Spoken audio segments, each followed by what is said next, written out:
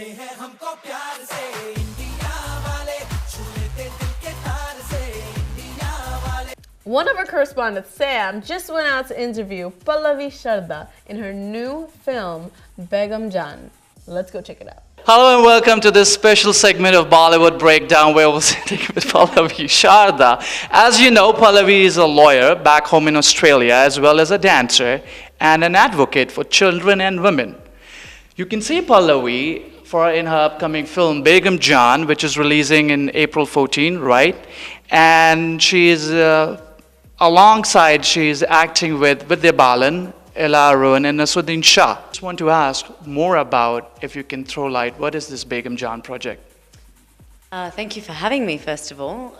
Begum John is an incredible film which is a story of human triumph. It's a story centered around a group of women, which is what really excited me about the project. And to work with someone like Vidya Balan, who's at the helm of this League of Extraordinary Women, as our director likes to call us, was an incredible honor as an actor. And as I said, it's a story of human triumph. It's set in the time of partition between India and Pakistan.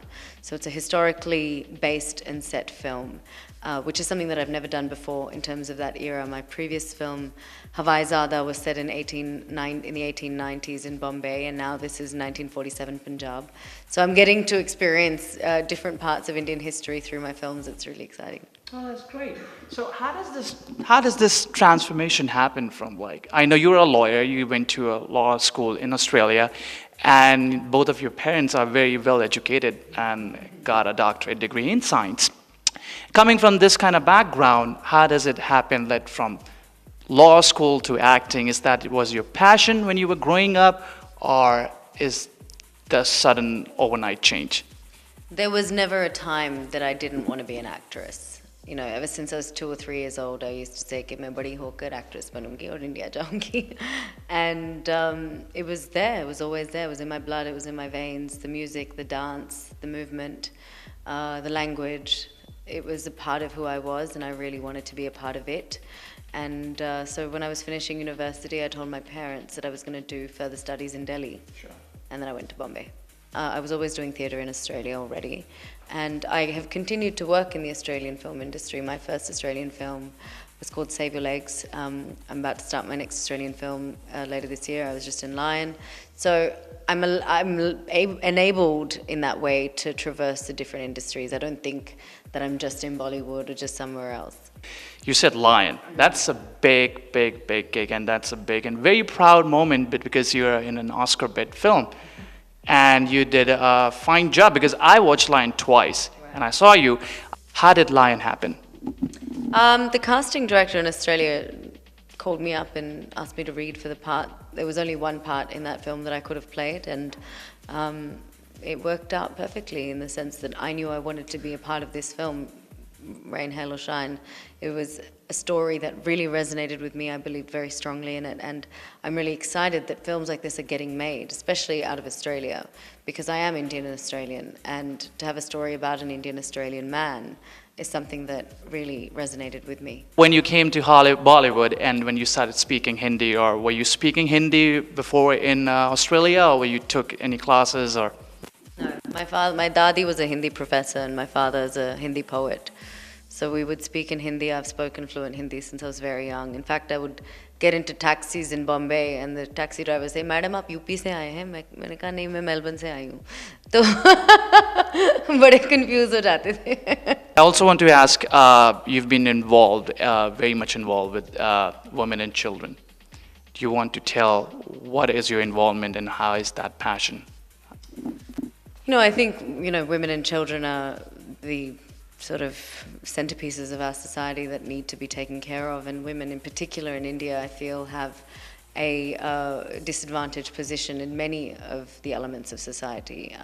India is very diverse, and a lot of India lives in poverty, a lot of India lives in conditions which are very different to those that we're used to living in America and Australia, and we take for granted often the idea of equality, and that doesn't always exist.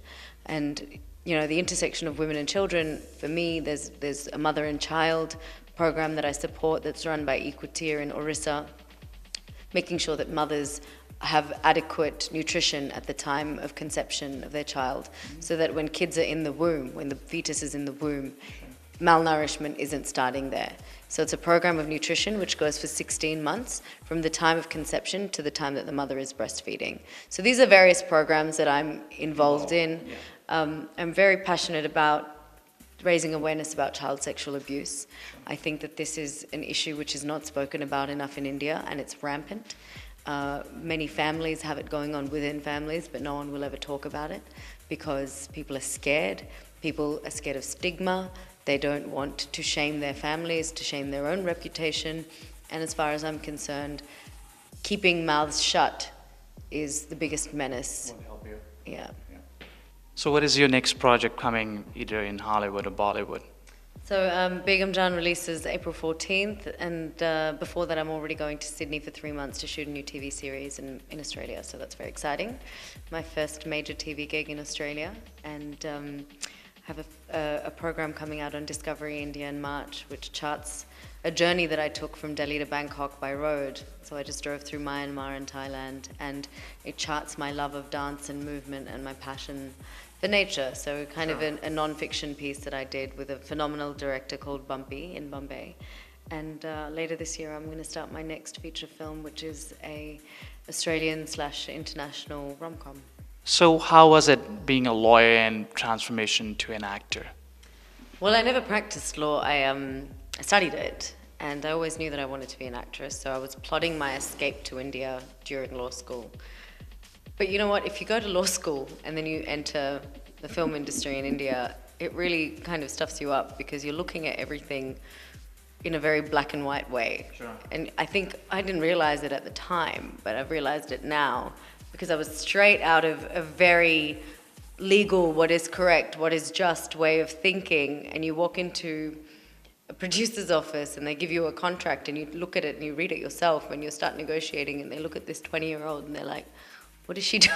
Yeah, sure. And then I would say, you know, this doesn't make sense. This is a very draconian contract. You're giving me no rights. You're taking away all of what I ought to have. And then they just are shocked by that, because they're not expecting you to be trained to do that. Yeah. And then immediately they say, well, she's hard to work with. She's difficult. She's got an ego. So, you know, I guess if I was someone that had no legal training and was just training, just dancing or whatever, and I was like, of course I'll do your job, you know, for free or without any self-worth as a performing artist. I always had a sense of my own worth. And that was because I come from a legal background, but also because of the upbringing I have. Sure. So that made it tough. Who guided you through that days or through that years? No one. No, I had no mentors in India, and it was really bad and very hard. So I think I really believe in the concept of mentorship and formal mentorship. In Bombay, you go there and you say, I want to be an actor, and they say things like, अच्छा आप भी actor बनना चाहते हैं, हाँ जैसे 2000 पढ़े हैं वहाँ पे. Believe me, मेरे साथ कई दफा हो चुका. So it's very discouraging. You know, you're immediately patronized rather than encouraged. As you already know, she has a huge, humongous fan following on Facebook, nearly almost 1 million, and some 200K on Instagram. You want to say something to your fans if they want to pursue either of the career, acting or law, anything what they want to do?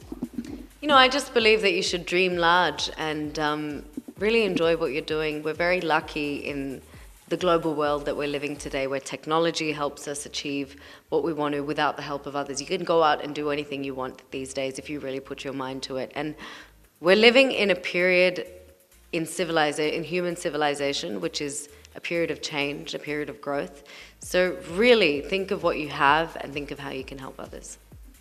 Thank you so much for sitting with us in Bollywood Breakdown, Pallavi, and we look forward for April 14, and all the best. Thank you. Thank you. Thanks to Sam for that wonderful interview, and thanks to Pallavi for being awesome. I know. Do go check out her film that releases April 14th, but now it's time for a quick commercial break. Like newspapers sell, the media sells, that's how they get you to watch the movies. Right. Sometimes the PR people for these celebrities, they don't even squash it because they're like, oh, at least you're being talked about. Yeah. Even if it's in a At least bad they're way, don't you want to be relevant. relevant? I don't know, because it's just not, they're such high level people, all of them, you know, Yeah. and like maybe